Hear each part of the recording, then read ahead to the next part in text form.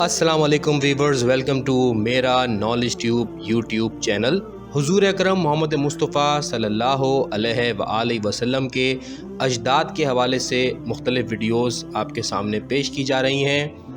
آج کی اس ویڈیو میں ہم بات کریں گے جناب عبد المطلب کی۔ اس سے پہلے کی ویڈیو میں ہم نے حضرت ہاشم کا ذکر کیا تھا۔ جناب عبد المطلب نبی پاک صلی اللہ علیہ وآلہ وسلم کے دادا تھے۔ جناب عبد المطلب حضرت ہاشم کے نہایت ہی جلیل القدر صاحبزادے تھے۔ سن 497 عیسوی میں آپ کی ولادت ہوئی۔ والد کا انتقال بچپنے میں ہی ہو چکا تھا۔ پرورش کے فرائض آپ کے چچا جناب مطلب نے انجام دیے۔ جناب عبد المطلب کا سب سے بڑا مرتبہ یہ ہے کہ عرب کے سب سے بڑے سردار قرار پائے۔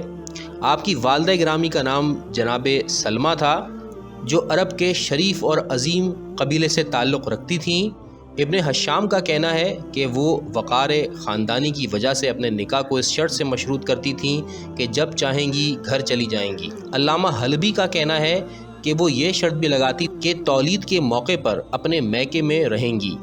جناب عبد المطلب کا ایک نام شیبۃ الحمد بھی تھا، کیونکہ آپ کی ولادت کے وقت آپ کے سر پر سفید بال تھے اور سر کی سفیدی کو شیب کہتے ہیں۔ آپ سن شعور تک پہنچتے ہی جناب حضرت ہاشم کی طرح نامور اور مشہور ہو گئے تھے۔ آپ نے اپنے آباء و اجداد کی طرح اپنے اوپر شراب حرام کر رکھی تھی اور غار ہرا میں بیٹھ کر عبادت بھی کرتے تھے۔ آپ کا دسترخوان اتنا وسیع تھا کہ انسانوں کے علاوہ پرندوں کو بھی کھانا کھلایا جاتا تھا۔ مصیبت زدوں کی امداد اور اپاہجوں کی خبرگیری آپ کا خاص شیوا تھی۔ آپ نے بعض ایسے طریقے بھی رائج کیے جو بعد میں مذہبی نقطہ نظر سے انسانی زندگی کے اصول بن گئے، مثلاً ایفائے نظر، نکاح محارم سے اجتناب، دختر کشی کی ممانعت، خمر و زنا کی حرمت اور قطع ید سارق۔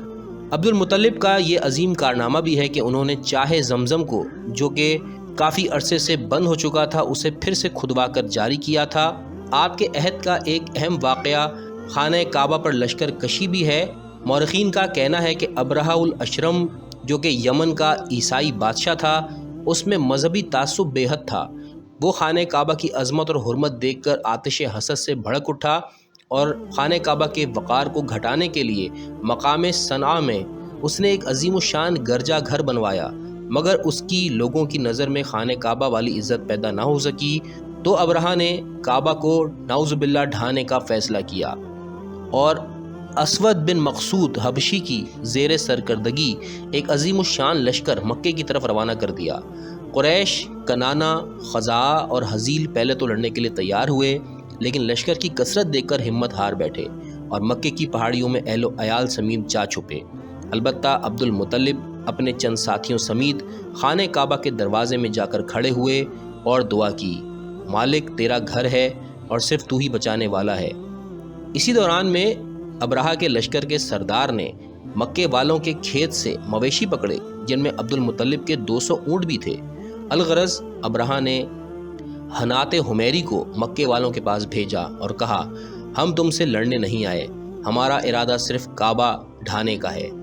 عبد المطلب نے پیغام کا یہ جواب دیا کہ ہمیں بھی لڑنے سے کوئی غرض نہیں، اور اس کے بعد عبد المطلب نے ابرہہ سے ملنے کی درخواست کی۔ اس نے اجازت دی، چنانچہ یہ داخل دربار ہوئے۔ ابرہہ نے پرتپاک خیر مقدم کیا اور ان کے ہمراہ تخت سے اتر کر فرش پر بیٹھا۔ عبد المطلب نے دوران گفتگو میں اپنے اونٹوں کی رہائی اور واپسی کا سوال کیا۔ ابرہہ نے حیران ہو کر کہا، تم نے اپنے آبائی مکان یعنی کعبہ کے لیے کچھ نہیں کہا؟ تو عبد المطلب نے جواب دیا، میں اونٹوں کا مالک ہوں اور اپنے اونٹ مانگتا ہوں، جو کعبے کا مالک ہے اپنے گھر کو خود بچائے گا۔ یہ سن کر ابرہہ نے عبد المطلب کے اونٹ واپس کر دیے اور آپ واپس آ گئے اور قریش کو پہاڑیوں پر بھیج کر خود وہیں ٹھہر گئے۔ غرض یہ کہ ابرہہ عظیم الشان لشکر لے کر خانہ کعبہ کی طرف بڑھا اور جب اس کی دیواریں نظر آنے لگیں تو دھاوا بول دینے کا حکم دے دیا۔ خدا کا کرنا دیکھیے کہ جیسے ہی گستاخ اور بے باک لشکر نے قدم بڑھایا، مکے کے غربی سمت سے خدا بند عالم کا ہوائی لشکر ابابیل کی صورت میں نمودار ہوا۔ ان پرندوں کی چونچوں میں اور پنجوں میں ایک ایک کنکری تھی۔ انہوں نے یہ کنکریاں ابرہہ کے لشکر کے اوپر برسانا شروع کر دیں۔ چھوٹی چھوٹی کنکریوں نے بڑی بڑی گولیوں یا گولوں کا کام کیا۔ سارے لشکر کا کام تمام ہو گیا۔ ابرہہ جو محمود نامی سرخ ہاتھی پر سوار تھا زخمی ہو کر یمن کی طرف بھاگا، لیکن راستے ہی میں واصل جہنم ہو گیا۔ یہ واقعہ 570 عیسوی کا ہے۔ چونکہ ابرہہ ہاتھی پر سوار تھا اور عرب نے اس سے قبل ہاتھی نہ دیکھا تھا، نیز اس لیے کہ بڑے بڑے ہاتھیوں کو چھوٹے چھوٹے پرندوں کی ننھی ننھی کنکریوں سے بحکم خدا تباہ کر کے خدا نے اپنے گھر کو بچایا تھا، اس لیے اس واقعے کو ہاتھی کی طرف منسوب کیا گیا اور اسی واقعے کی وجہ سے سال کا نام عام الفیل رکھا گیا۔ فیل عربی میں ہاتھی کو کہتے ہیں۔ جناب عبد المطلب کی ایک خاصیت یہ بھی ہے کہ انہوں نے خصاب ایجاد کیا۔ ابن ندیم کا کہنا ہے کہ آپ کے ہاتھ کا لکھا ہوا ایک خط مامون رشید کے کتب خانے میں بھی موجود تھا۔ علامہ مجلسی اور علامہ شبلی نعمانی کا کہنا ہے کہ آپ نے 82 سال کی عمر میں وفات پائی اور مقام ہجون میں دفن ہوئے۔ ویورز، یہاں پر آج کی ویڈیو ختم کرتے ہیں۔ اگلی ویڈیو میں ہم جناب عبداللہ جو کہ نبی پاک صلی اللہ علیہ وآلہ وسلم کے والد ماجد ہیں ان کا ذکر کریں گے۔ آج تک کے لیے اتنا ہی۔ ویڈیو دیکھنے کا شکریہ۔ اللہ حافظ۔